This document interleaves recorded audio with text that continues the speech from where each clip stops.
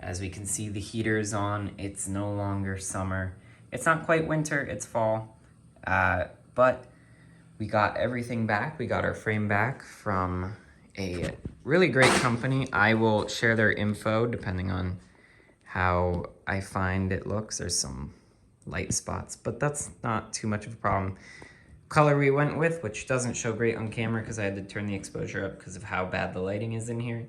This is a Illusion root beer color off of Prismatic Powders. Took about a week to get done, about $600. Gotta say, I absolutely love this color. It's more of a brownish in person, which I think once we get out in the sunlight, it might show up a little better when I don't have to boost the exposure. As I said, frame's upside down. It looks really cramped in here because the camera is just slightly zoomed in, but I'm actually floored with this color. It came out so good. I love it. I need to get some better lighting in here so we can see it better, but what we're gonna do first, get our floor pans painted up. I have one side painted already with some bed liner. We're gonna pull some radiator hose straight through the frame, which is actually a crazy design. Radiator hose actually goes right through the bottom frame rail of this. And then we're gonna get to work. Shouldn't take too long, and I'm excited for this project. It's probably gonna go quick. I'm gonna try to pick up the camera more often. That's my goal. Make some videos weekly and then have the camera out to document every part of the process. So let's get to pulling the hose through that frame.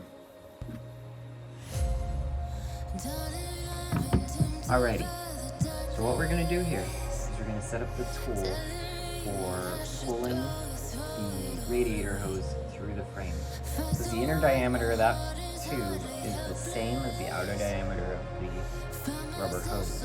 The rubber hose has a lot of friction, so it's not easy to pull through. I could do it by hand, but this will make it a lot easier using a little trailer winch or a boat winch, whatever you want to call it, some 3/8 inch cord, and then we're going to attach the hose using essentially a washer and a bolt.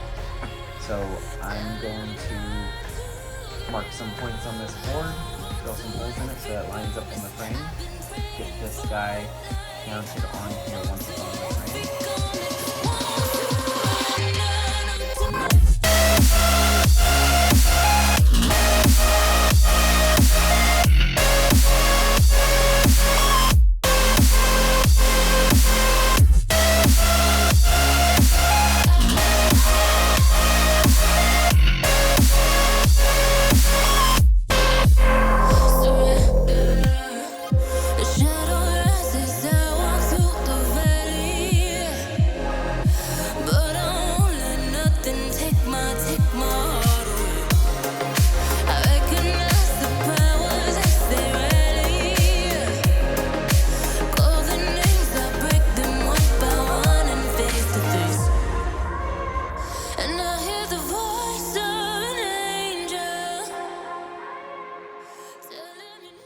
That's everything we need.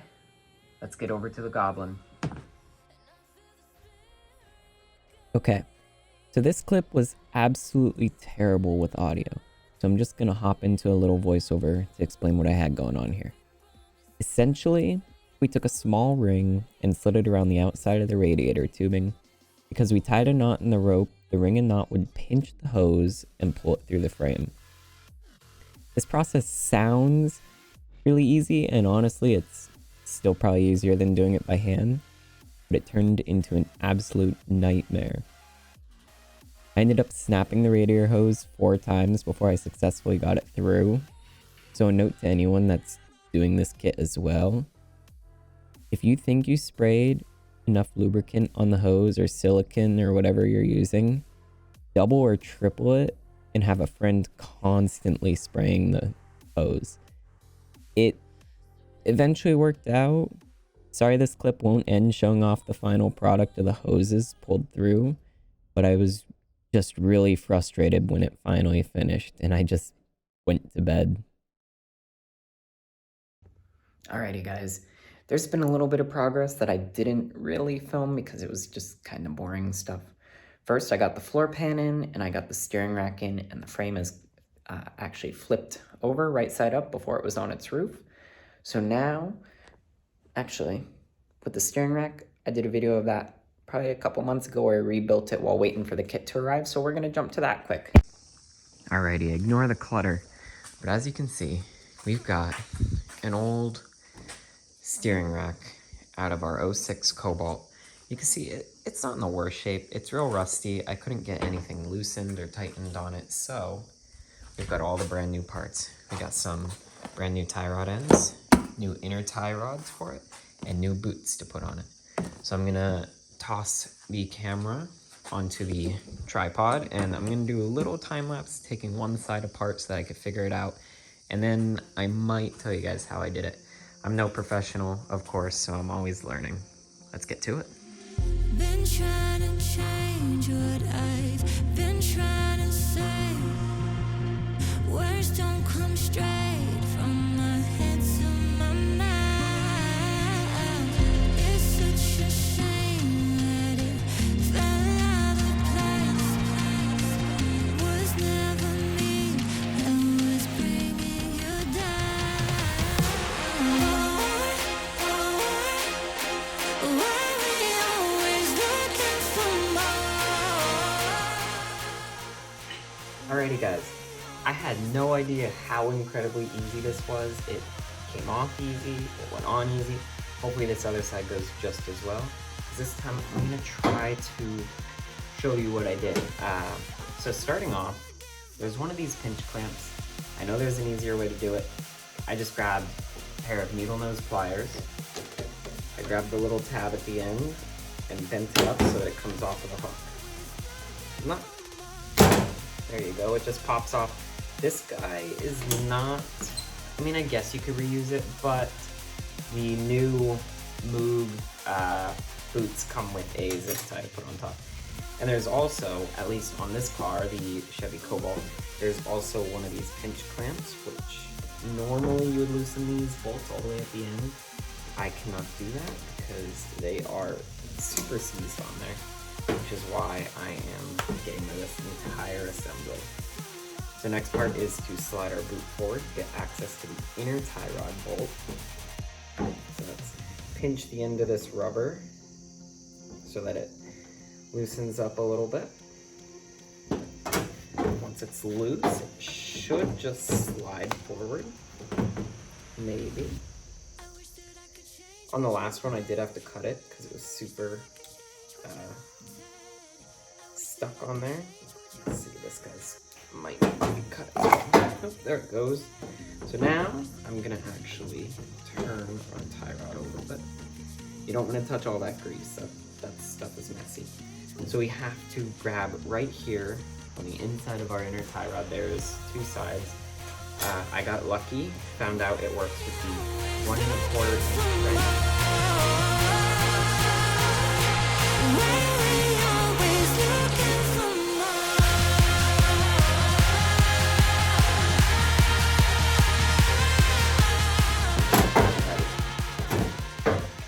Now that that's loose,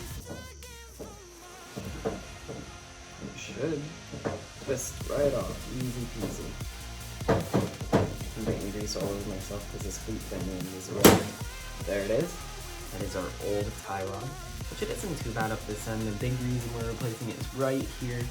Our little bolt is completely seized on there. I've tried and tried. It's not coming off of there. Drop that in the junk pile. We're gonna grab our new tie rod, our inner tie rod that is. So our Moog inner tie rod. This one is 8 PRs.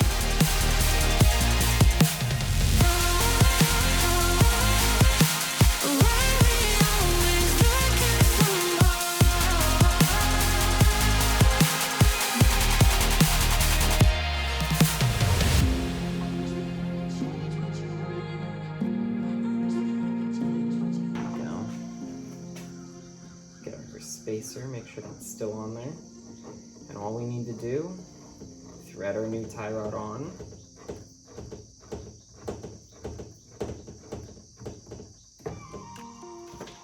And then give it a tighten.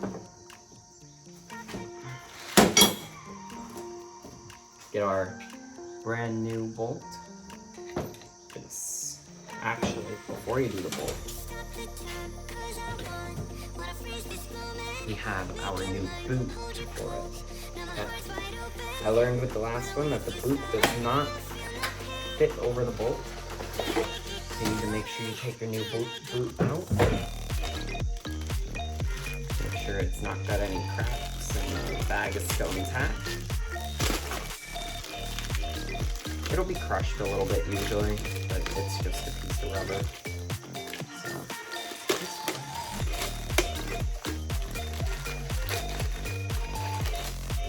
And we've got our boot.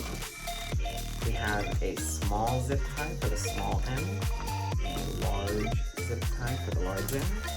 And this guy, nice and easy, just slide. There it goes. Nice and easy. Slide this back so it sits in that groove nicely. It's on there good. Grabbing our zip ties, make sure that's in a good spot all the way around.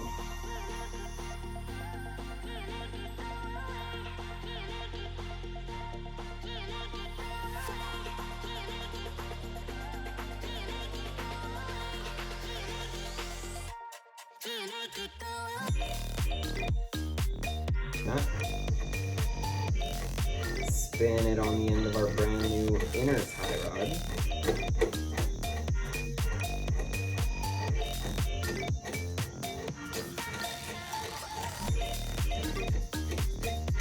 That's on there enough. Grab a new outer tie rod from Moog as well. Pull this guy out of here. Now this guy also comes with a nut for the inner tie rod, but the inner one already came with one, so I left it off of there. I wasn't sure if I needed it. You guys could let me know. Before we put this tie rod on, it actually has a grease fitting. This is a 7mm fitting on this Moog one. So I just get it spun in there a tiny bit, grab our ratchet, tighten her down. Not crazy tight, just so that it's touching. You don't want to break it.